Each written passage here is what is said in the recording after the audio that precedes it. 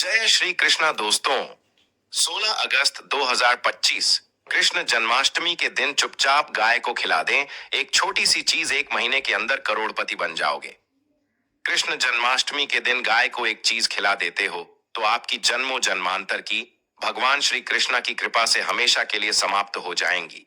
वास्तव में अगर आप यह उपाय कर लेते हो तो यकीनन आप पर भगवान श्री कृष्णा माता लक्ष्मी जी की असीम कृपा प्राप्त होगी और आप धनवान बन जाओगे। आप धनवान ना बने तो मुझे बताना दोस्तों, मैं सौगंध खाता हूँ। बस जो उपाय आपको बताया जाए वह उपाय जन्माष्टमी के दिन कर लेना। चलिए जानते हैं। कृष्ण जन्माष्टमी के दिन चुपचाप गाय को खिला दें। यह एक छोटी सी चीज करोड़पति भी अरबपति होंगे। सभी संकट और आसान से मुक्ति, मृत्यु दंड, पितृदोष तुरंत होगा। पूरे साल आपके भरे रहेंगे। अन्य धन के भंडार यूं कहें कि आपकी 7 पूछतें तक करेंगी। रूपों पैसों पर राज बैंक बैलेंस बढ़ता चला जाएगा। आपके घर में वेतन है वह कभी खर्च नहीं होगा और बढ़ता ही जाएगा।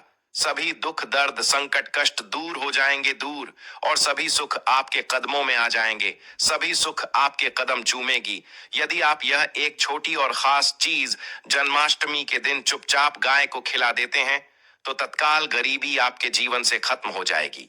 योग से राजा बन जाता है और 33 कोटि देवी देवताओं को धारण करने वाली गौ माता की असीम कृपा व्यक्ति पर आजीवन बसती है। भगवान श्री कृष्ण माता लक्ष्मी की कृपा से व्यक्ति के घर में कभी भी अन्य धन वस्त्र की कमी नहीं होती। अन्य धन के भंडार व्यक्ति के घर में भरे रहते हैं। जन्माष्टमी के दिन गाय का यह उपाय करने से व्यक्ति के जीवन से तत्काल गरीबी खत्म हो जाती है। तो दोस्तों, कौन कौन से बेगौ माता से जुड़े खास और महत्वपूर्ण उपाय हैं जिन्हें यदि जन्माष्टमी के दिन कर लेते हैं तो दोस्तों, गाय का उपाय बताने से पहले मैं आपको जन्माष्टमी पूजा के बारे में थोड़ा सा जानकारी दे देता हूं कि जन्माष्टमी का व्रत कब रखा जाएगा और जन्माष्टमी कब मनाई जाएगी। पूजा का शुभ मुहूर्त क्या है। पंचांग मुताबिक हर साल श्री कृष्ण जन्माष्टमी भादो मास के कृष्ण पक्ष की अष्टमी तिथि को मनाए जाने का विधान है। इस दिन भगवान श्री कृष्ण जन्मोत्सव होता है।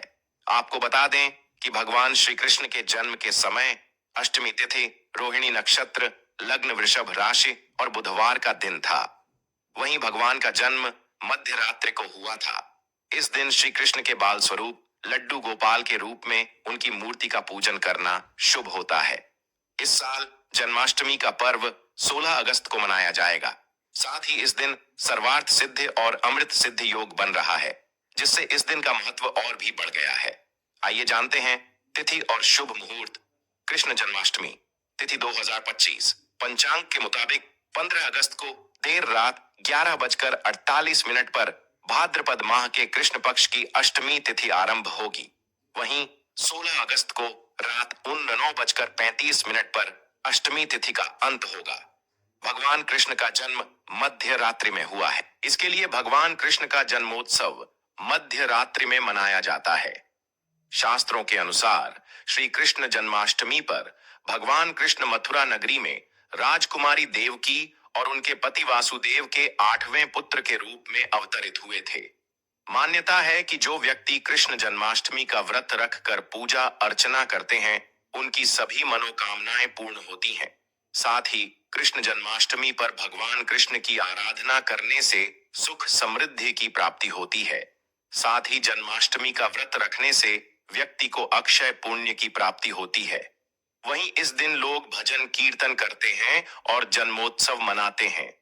इस दिन के लिए मंदिरों को विशेष तौर पर सजाया जाता है। वहीं महाराष्ट्र में जन्माष्टमी के दिन दही हांडी का आयोजन किया जाता है, जो भगवान कृष्ण के बचपन की लीलाओं का प्रतीक है। जन्माष्टमी के दिन गाय को एक छोटी सी चीज खिला देते हो बिना किसी को बताएं तो यकीन मानिए दोस्तों, करोड़पति बनने से विधाता भी नहीं रोक सकता। भगवान श्री कृष्ण को प्रिया गौ माता को कुछ ना कुछ जरूर ही खिलते हैं। इससे मनुष्य के जन्मों जन्म अंतर की गरीबी हमेशा के लिए नष्ट हो जाती है। दोस्तों, जिस दिन का इंतजार पूरे साल भर से दुनिया भर के हर पंडित, एस्ट्रोलॉजर और हर हिंदू भाई हैं को रहता है, वह दिन अब आ गया है, क्योंकि यह दिन साल में एक ही बार आता है, ना कि बार बार। जो दोस्तों आपकी जानकारी के लिए बता दें, हिंदू धर्म में जन्माष्टमी को बहुत ही धूमधाम से मनाया जाता है। प्रकृति भी जन्माष्टमी के आने का स्वागत करती है। चारों तरफ हरियाली ही हरियाली, महिलाएं पेड़ पर झूला डालकर झूला झूलती है। सभी तरफ एक अलग ही दिव्य वातावरण फैला होता है, जो कि प्यार की सौगात है। यह जन्माष्टमी प्यार की सौगात को लेकर आता है, इसलिए इस महीने को प्यार का महीना भी बोलते हैं। सुहागन महिलाएं जन्माष्टमी का व्रत रखती हैं। इसी के साथ साथ कुंवारी कन्याएं और पुरुष भी इस व्रत को रखते हैं, और इसमें सबसे पहले भगवान श्री कृष्ण की पूजा की जाती है, माता लक्ष्मी की पूजा की जाती है, देवी देवताओं की पूजा की जाती है, और जो भोग बनाया जाता है वह भगवान श्री कृष्ण को भोग लगाया जाता है, और गौ माता की पूजा की जाती है। लेकिन इनमें सबसे ज्यादा महत्व जन्माष्टमी का माना जाता है। शास्त्रों में, वेद पुराणों में साफ साफ लिखा हुआ जन्माष्टमी का व्रत भगवान श्री कृष्ण तथा माता लक्ष्मी जी का आशीर्वाद प्राप्त करने का सबसे सुनहरा दिन होता है। इस दिन भगवान श्री कृष्ण बहुत ही ज्यादा प्रसन्न मुद्रा में होते हैं और अपने दोनों हाथों से अपने भक्तों पर कृपा बरसाते हैं। एक तरफ दोस्तों मान्यता है, जन्माष्टमी के दिन जो सूर्य होता है वह अन्य दिनों के मुकाबले सबसे ज्यादा प्रकाशमान होता है। जन्माष्टमी के दिन सूर्य देवता को आगे दिया जाता है। महिलाएं जन्माष्टमी का व्रत पूर्ण जन्म में किए हुए पापों से मुक्ति पाने के लिए, संतान प्राप्ति के लिए व्रत रखती हैं। दोस्तों, अगर आप नहीं जानते तो आपकी जानकारी के लिए बता दें, एक व्यक्ति की कुंडली में अगर चंद्र ग्रह की स्थिति अच्छी है तो उसे व्यक्ति का भाग्य हमेशा उसका साथ देता है। वह व्यक्ति जिस कार्य को भी शुरू करता है उसे कार्य में उसको सफलता प्राप्त होती है। इसीलिए जन्माष्टमी को हमारे हिंदू धर्म में बहुत ही ज्यादा विशेष और खास महत्व दिया गया है। आप लोगों की जानकारी के लिए बता दें, जन्माष्टमी के दिन 52 तरीके के शुभ योग बन रहे हैं। कई सालों के बाद सूर्य का प्रकाश इतना प्रकाशमान होगा जितना कभी नहीं हुआ। 31 साल में ऐसा दुर्लभ संयोग बनने जा रहा है। लक्ष्मी योग, ग्रह योग, नक्षत्र योग, अमृत सिद्धि योग जैसे शुभ योग का निर्माण हो रहा है, क्योंकि जन्माष्टमी के समय में पूरे दिन का व्रत करने से भगवान श्री कृष्ण माता लक्ष्मी जी का आशीर्वाद प्राप्त होता है और मनोकामना पूर्ण होती है। जन्माष्टमी के दिन ब्रह्म मुहूर्त में सोकर नहीं उठ सकते हैं, किसी पवित्र नदी में जाकर स्नान नहीं कर सकते हैं, पूरे दिन का व्रत नहीं रख सकते हैं। वैसे तो दोस्तों, जन्माष्टमी के दिन स्नान और प्रात का विशेष ही महत्व होता है, लेकिन इस दिन अगर आप ज्योतिष शास्त्र, तंत्र शास्त्र के अनुसार एक गाय वाला उपाय विधि विधान से जन्माष्टमी वाले दिन कर लेते हैं तो आपकी जन्मों जन्मांतर की गरीबी हमेशा के लिए समाप्त हो जाएंगी। वास्तव में अगर आप जन्माष्टमी के दिन अगर आप यह उपाय कर लेते हो तो यकीनन आप पर भगवान श्री कृष्ण की असीम कृपा होगी और आप धनवान बन जाओगे।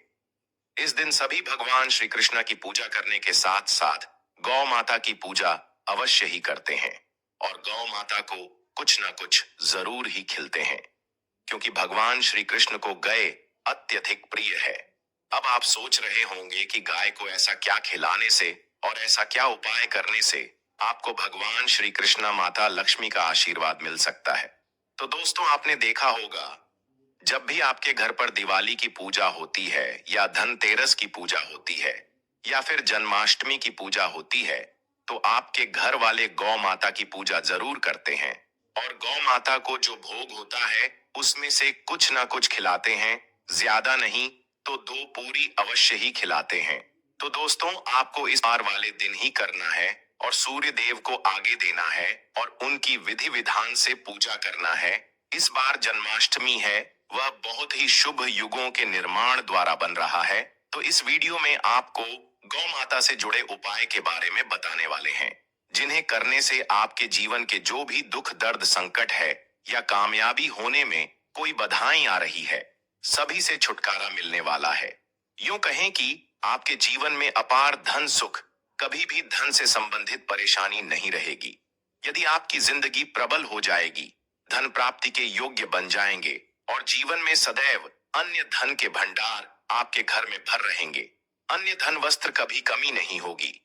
आपको बता दें, इस दिन भगवान श्री कृष्ण और गाय की पूजा के साथ साथ हनुमान जी, मंगल देवता और भगवान शनि देव की भी पूजा जरूर करनी चाहिए। आपको बता दें कि इस दिन यदि आप हनुमान जी और मंगल देवता भगवान शनि देव की पूजा करते हैं तो मंगल का ग्रह जनित दोष भी दूर हो जाता है। व्यक्ति के जीवन में धन, सुख, संपत्ति की प्राप्ति हो जाती है। समस्त मनोकामना व्यक्ति की पूर्ण हो जाती है। दोस्तों, आपको हम बता दें कि ऐसी ज्ञानवर्धक जानकारी आपको हम पैसों में भी बांट सकते थे, पर हमारे चैनल का मकसद है जनहित में जन कल्याण एवं जन सेवा करना। इसीलिए आपके लिए जो जानकारी बताते हैं वह फ्री में बताते हैं। इसलिए आप इस वीडियो को भी जरूर लाइक करें। और दोस्तों, मैं आपसे एक अनुरोध और करना चाहूंगा कि आप अपनी राशि कमेंट बॉक्स में जरूर डाल दें, जिससे कि आपकी राशि के अनुसार हम आपको कुछ ऐसे उपाय बता सके जिससे आपको लाभ की प्राप्ति हो। क्योंकि हम राशि से जुड़े उपाय भी आपको बताते हैं, तो आप कमेंट बॉक्स में अपनी राशि हमें जरूर बताएं या अपना नाम बताएं, जिससे आपके लिए कुछ हम ऐसे उपाय बता सके। साथ में जय गौ माता अवश्य लिखें दोस्तों। साथ ही से एक उपाय तो जरूर करना है। गाय का उपाय बताने से पहले एक उपाय आपको बता दें। इस उपाय को लाइक जरूर करें। क्या करें कि शाम के समय पीपल के पेड़ के नीचे आपको सरसों का चौमुखी दीपक, आटे का दीपक बनाना है। चौमुखी दीपक में आगे की बाती लगाकर सरसों के तेल का दीपक जला देना है। आटे का दीपक बनाएं, जो मुख्य तेल डालें उसमें बाती ही डालें। लाल वाली कलावे की दीपक जला दें। चार चार बाती लगाकर चारों दीपक मतलब चार भाग उसके बन जाएं। हर एक भाग को जलाएं और बीच में 2 सबूत फूल वाले लौंग भी डाल दें। फिर देखिए कैसे चमत्कार आपके जीवन में होता है। शाम के समय जलाकर उसे छोड़ें, मनोकामना मांगकर छोड़ दें। दोस्तों, अभी तक अपने चैनल को सब्सक्राइब ना किया हो तो जरूर कर ले। इससे आपको और भी ज्ञानवर्धक जानकारी सीधे माध्यम से प्राप्त हो सके। दोस्तों, यह गौ माता वाला उपाय बहुत ही प्रभावशाली उपाय बताया। मैंने आपको इस उपाय को जरूर करें। बहुत ही लाभकारी उपाय बताया है। बहुत ही आपको लाभ देगा यह उपाय। और अब बात करें गौ माता से जुड़े कौन कौन से उपाय आपको इस दिन मतलब गाय से जुड़े, जिन्हें करने से व्यक्ति को 7 पीढ़ियों तक बैंक बैलेंस की कमी नहीं होती। दुख, दर्द, संकट, कष्ट दूर हो जाते हैं और सभी सुख व्यक्ति के कदमों में आ जाते हैं। तो दोस्तों, जन्माष्टमी के दिन आपको भगवान श्री कृष्ण विधि विधान से पूजा करना है और उसी के साथ गौ माता की पूजा अवश्य करना है। और गौ माता को जो भोग जन्माष्टमी पूजा के लिए बनाया गया था, उसे भोग से 2 पूड़ी जरूर ही खिला देनी है। सूखी पूरी नहीं खिलाना है। पूरी के ऊपर आप मिठाई या कोई सब्जियां, हलवा जो भी बनाया है वह आपको गौ माता को जरूर ही खिलाना है। दोस्तों, हर एक और मांगलिक काम में गौ माता या उनसे जुड़ी चीज जैसे गाय का गोबर, गोमूत्र, गाय का दूध अथवा गाय के दूध से बना घी जरूर शामिल करें। इससे आपको पुण्य भाव की प्राप्ति होगी। सनातन परंपरा के अनुसार जिस घर में गाय होती है उसे घर से जुड़े सभी वास्तु दोष स्वयं खत्म हो जाते हैं, क्योंकि पंचम या के बिना कोई भी पूजा पाठ और हवन सफल नहीं होता। दोस्तों, जन्माष्टमी के दिन एक बार हो सके तो परिवार सहित एक बार गौशाला जाने का नियम जरूर बनाएं और हो सके तो गायों को हरा चारा जरूर खिलाएं, जिससे सभी वास्तु दोस्त शांत हो जाते हैं। दोस्तों, आपका प्रिय चैनल कभी किसी को भी गलत जानकारी नहीं देगा, इसलिए किसी के बहकावे में ना आए, क्योंकि कुछ लोग ऐसे होते हैं जिन्हें वास्तु शास्त्र का ज्ञान नहीं होता है और इनसे जुड़े दोषों का निदान हो जाता है। गर्मियों में गौ माता को पानी पिलाएं और सर्दी में गौ माता को गुड़ जरूर खिलाएं। ध्यान रखें कि जन्माष्टमी वाले दिन गौ माता को गुड़ जरूर ही खिलाना है। गर्मियों में गाय को गोद ना खिलाए। अनेक देवी देवताओं को अपने शरीर पर धारण करने वाली गौ माता से जुड़े कई शुभ और अशुभ संकेत भी होते हैं। मतलब गाय का दूध दोहते समय यदि गाय ठोकर मार दें और सारा दूध बिखर जाए तो अपशगुन होता है। यदि कोई यात्रा पर निकल रहा हो वह यात्रा जरूर ही सफल होती है। पर और गाय अपने बछड़े को दूध पिलाती सामने आ जाए तो निश्चित रूप से कि यात्रा के लिए आप निकले हैं, वह यात्रा आपकी जरूर ही सफल होगी। और वह जिसके लिए आप निकले हैं वह जरूर ही यात्रा पर जाते समय गाय की आवाज आना और रात्रि में गाय की हुंकार करना भी शुभ होता है।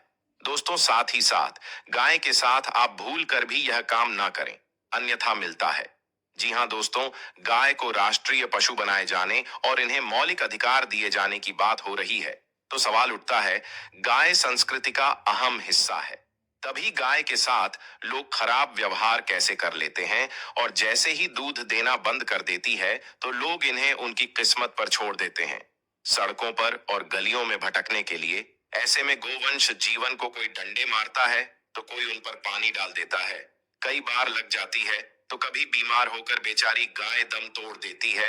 ऐसे में जरूरत है इन बातों को जानने की। गाय को लेकर शास्त्रों में क्या कहा गया है, आपको कैसा व्यवहार करना चाहिए? क्या दोस्तों, गाय को कभी भी मारना पीटना नहीं चाहिए। शास्त्रों में गाय को माता का दर्जा दिया गया है। गाय को मारने वाला माता को मारने पीटने वाले के समान पाप का भाग्य समझा जाता है। नरक लोक में वर्षों तक कष्ट भोगना पड़ता है। अगले जन्म पशु योनि में मिलता है कि गौतम मुनि ने गलती से गाय को डंडा मार दिया था, जिस गाय की मृत्यु हो गई थी, और इस पाप से मुक्ति के लिए इन्हें वर्षों तक तपस्या करनी पड़ी। इसलिए स्वयं ईश्वर श्री कृष्ण जी ने बैल स्वरूप में आए वृद्ध आश्रम का वध कर दिया था, जिससे मुक्ति के लिए भगवान श्री कृष्ण को संपूर्ण तीर्थ को एक कुंड में बुलाना पड़ा, और इस कुंड में स्नान से वह पाप मुक्त हो गए थे। स्वयं भगवान भी इस शराब से नहीं बच पाए, तो हम तो इंसान ही हैं दोस्तों। साथ ही साथ पानी पी रही गाय को भागते हैं, वह घोर पापी के भंग बनाकर होते हैं।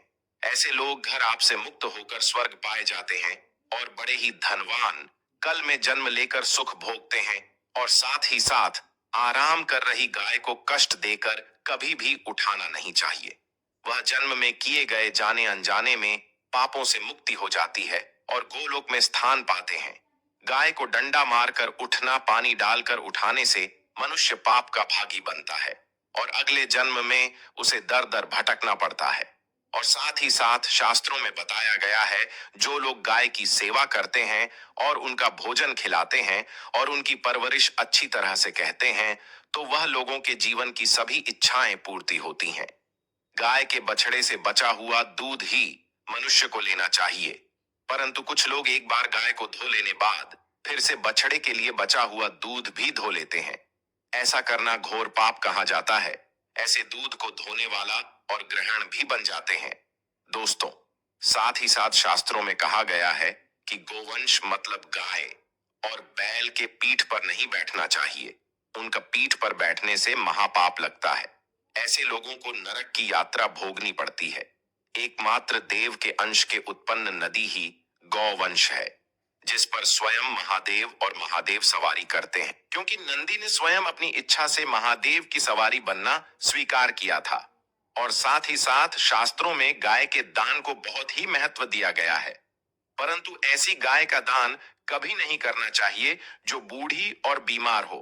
कठोपनिषद में नचिकेता की कथा भी इस संदर्भ में है कि जिस नचिकेता ने पिता द्वारा बूढ़ी गाय को दान करने पर आपत्ति जताई थी, दूध देने वाली और बछड़े सहित जो लोग गाय का दान करते हैं, वह महान पुण्य को हासिल करके स्वर्ग में स्थान पाते हैं।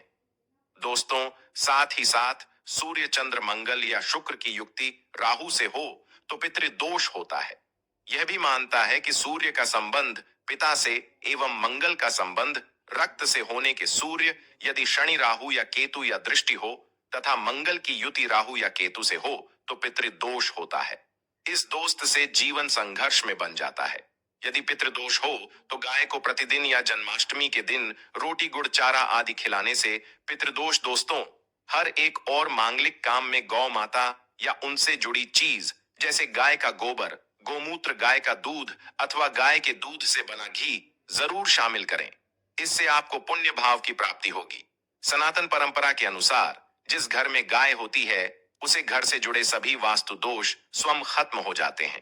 गाय के ऊपर जो कुबड़ होती है वह बृहस्पति गुरु है। अतः जन्मपत्री में यदि बृहस्पति अपनी नीच राशि मकर में हो या अशुभ शिवलिंग में जा रहे हो और सामने से गौ माता आई हुई दिखाई दे तो गौ माता को अपनी दाहिनी ओर से जाने देना चाहिए। आपकी यात्रा जरूर ही सफल होगी। और साथ ही साथ यह संकेत भी जान ले, यदि आप यात्रा पर जा रहे हैं और सामने आपके गाय पड़ जाए अथवा अपने बछड़े को दूध पिलाती हुई सामने गए दिखाई दे जाए तो समझ जाना कि वह यात्रा आपके लिए जरूर ही सफल होगी। और साथ ही साथ जिस घर में गाय होती है उसमें वास्तु दोष स्वतः ही खत्म हो जाता है। और आप भी रोटी बनाएं, प्रतिदिन ताजी रोटी ही बनाएं। गाय को अगर आपने रोटी बनाई है तो कोशिश करें कि उसे रोटी को आप तुरंत ही गाय को खिला दें। अगर आप उसे रोटी को रख देंगे और उसे रोटी को अगले दिन देंगे तो वह रोटी बंसी मानी जाएगी। गाय को कभी भी बासी रोटी ना दे। इसे घर में नकारात्मक ऊर्जा वास करती है और आपकी बिल्कुल भी नहीं बनेंगे। इससे आपके घर में हमेशा दर्द देवता का वास रहेगा और आप जिस भी कम उसे काम में आपको हमेशा असफलता ही हाथ लगेगी। इसलिए कोशिश करें गाय को रोजाना ताजी रोटी बनाकर खिलाएं, बासी रोटी गाय को ना दें। और साथ ही साथ सड़ी गली चीज गाय को नहीं खिलानी चाहिए कि घर में कोई फल है, कोई सब्जी है, सड़ जाए तो लोग क्या करते हैं, गाय को देते हैं। नहीं, ऐसा नहीं करना चाहिए। ऐसा करने से यदि आप गाय को खिलाते हैं तो और आप आपके भाग्य बन जाते हैं। और साथ ही साथ आप आटे की 11 लोई यहां बनाकर उनके ऊपर हल्दी लगा करके इसके बाद गाय को खिलाएं। हर एक लोही को मिला दे, माता गाय की आप चरणों की स्पर्श करें। या दोस्तों, ऐसा करने से आपके समस्त काम बनने लगेंगे। जो दो हक का समय चल रहा है वह भी खत्म होगा। आपके जीवन में खुशियां ही खुशियां होंगी। और एक बार आप 7 बार गाय की परिक्रमा भी कर लें तो आपके समस्त कम होंगे। और साथ ही साथ आप गाय को जब भी रोटी दे, रोटी पर या तो आप थोड़ी हल्दी लगा लें। अगर अच्छा ना हो तो आप थोड़ा रख सकते हैं, थोड़ा घी रख सकते हैं। या दोस्तों, गाय को कभी भी सूखी रोटी ना खिलाए। सूखी का मतलब गए रोटी रखें, उसे पर कुछ ना कुछ रख कर खिलाए। हल्दी रख ले मिश्री की या जो भी रख ले, मतलब खाली रोटी नहीं खिलानी। इस बात का जब भी आपको शुभ फलों की प्राप्ति होगी। जी हाँ दोस्तों, उपाय कुछ बातें जिन्हें आपको ध्यान में जरूर रखना चाहिए। या दोस्तों, वीडियो अच्छी लगी हो, वीडियो को लाइक करें, ज्यादा से ज्यादा अपने दोस्तों में शेयर करें। चैनल पर नए हैं तो आपको इतनी ज्ञानवर्धक जानकारी प्रदान करता है तो आपका भी यह विशेष रूप से कर्तव्य बनता है कि आप चैनल को अवश्य सब्सक्राइब करें। और दोस्तों, कमेंट बॉक्स में जरूर लिखें, जय श्री कृष्ण, जय लड्डू गोपाल, जय गौ माता। जरूर ही लिखें। जानकारी अच्छी लगी हो तो वीडियो को लाइक जरूर ही करें।